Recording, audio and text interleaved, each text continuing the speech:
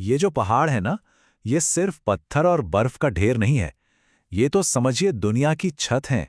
एक ऐसी मशीन जो मौसम बनाती है और करोड़ों लोगों की जिंदगी की डोर भी।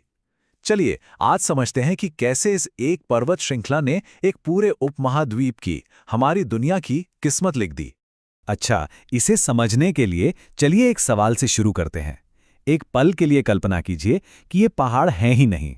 मतलब अगर एक सुबह हम सब उठें और उत्तर में दिखने वाली वो बर्फीली दीवार गायब हो चुकी हो, तो हमारी ये दुनिया, ये उपमहाद्वीप आखिर कैसा दिखता? सच कहूं तो हम उसे शायद पहचान भी नहीं पाते। जहां आज हरे भरे मैदान हैं, लहलहाती फसलें हैं, वहां बस साइबेरिया से आती बर्फीली हवाओं का राज होता। हमारी जमीन एक ठंडा, सूखा और बेजान रेगिस्तान बन जाती। जिंदगी शायद होती ही नहीं जैसी हम आज जानते हैं। तो सवाल ये उठता है कि ये विशाल दीवार, ये दुनिया को बदलने वाली ताकत आखिर बनी कैसे? इसकी कहानी एक महाटकराव की है, एक ऐसी टक्कर की जो आज से करोड़ों साल पहले शुरू हुई थी। ये कहानी एक बहुत ही लंबे सफर की है।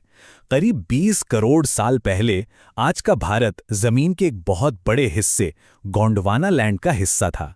फिर ये टुकड़ा वहां से टूटा और उत्तर की ओर बहने लगा, हजारों लाखों साल तक। और फिर करीब 5 करोड़ साल पहले ये सफर एक जोरदार टक्कर के साथ खत्म हुआ, जब भारतीय प्लेट यूरेशियन प्लेट से जा टकराई। और ये टक्कर इतनी जबरदस्त थी कि इसने जमीन को ऐसे मोड़ दिया जैसे कोई कागज को मरोड़ देता है। और इसी से जन्मा हिमालय। और सबसे दिलचस्प बात, ये टक्कर आज भी जारी है। हिमालय आज भी हर साल थोड़ा और ऊंचा हो रहा है। इस घटना की विशालता का सबसे बड़ा सबूत जानना चाहेंगे? जो जगह आज जमीन पर सबसे ऊंची है, यानी माउंट एवरेस्ट की चोटी, वो करोड़ों साल पहले एक गहरे समंदर की तलहटी में थी। कमाल है ना? तो ये तो हुई बनने की कहानी, लेकिन बनने के बाद हिमालय इस उपमहाद्वीप पर जिंदगी को कैसे चलाता है? मोटे तौर पर ये 3 बहुत ही जरूरी काम करता है। हिमालय सिर्फ जमीन ही नहीं बनाता, बल्कि यहाँ का मौसम, पानी और इतिहास भी बनाता है। आइए देखें कैसे ये 3 मुख्य भूमिकाएं निभाता है। एक क्लाइमेट कंट्रोलर की, एशिया के वाटर टावर की और एक कुदरती किले की। देखिए, हिमालय एक बहुत बड़े क्लाइमेट बैरियर की तरह काम करता है। एक तरफ ये उत्तर से आने वाली जमा देने वाली ठंडी हवाओं को रोक लेता है, और दूसरी तरफ ये दक्षिण से आने वाली नमी से भरी मानसूनी हवाओं को आगे जाने ही नहीं देता। ये हवाएं इस विशाल दीवार से टकराकर ऊपर उठती हैं, ठंडी होती हैं और अपनी सारी नमी बारिश के रूप में पूरे उत्तर भारत पर बरसा देती हैं। इसी वजह से दिल्ली का मौसम पेरिस जैसा है, न कि साइबेरिया जैसा, जबकि ये शहर लगभग एक ही लैटिट्यूड पर हैं। अब आते हैं इसकी दूसरी भूमिका पर, एशिया का वाटर टावर। इस पर कितने लोग निर्भर हैं, जरा ये आंकड़ा देखिए, करीब 80 करोड़ लोग। ये दुनिया की कुल आबादी का लगभग 10वां हिस्सा है। उपमहाद्वीप की 3 सबसे अहम नदियां सिंधु, गंगा और ब्रह्मपुत्र अपना सफर यहीं से शुरू करती हैं।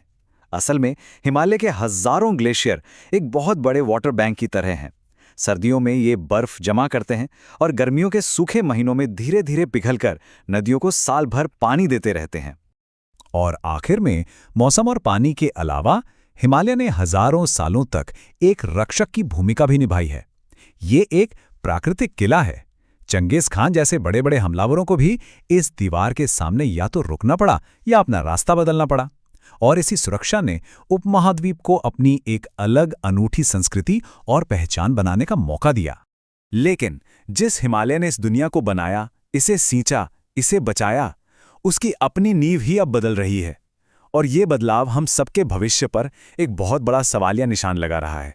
दुनिया की सबसे बड़ी वैज्ञानिक संस्था आईपीसीसी की ये चेतावनी बिल्कुल साफ है। वो कह रहे हैं कि ग्लेशियरों का पिघलना अब कोई भविष्य का खतरा नहीं, ये आज की हकीकत है, और ये सिलसिला आने वाले दशकों तक नहीं रुकेगा।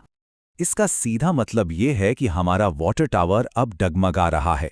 नदियों का बहाव अनियमित हो रहा है। कभी अचानक बाढ़ आ जाती है तो कभी भयानक सूखा पड़ जाता है। जो सिस्टम हमेशा भरोसेमंद था, वो अब अनिश्चित होता जा रहा है। अब जरा इस पर नजर डालिए। ये पानी का संकट सिर्फ खेती या पीने के पानी का नहीं, बल्कि हमारी ऊर्जा का भी संकट है। भारत की 16% बिजली तो सीधे पानी से बनती है।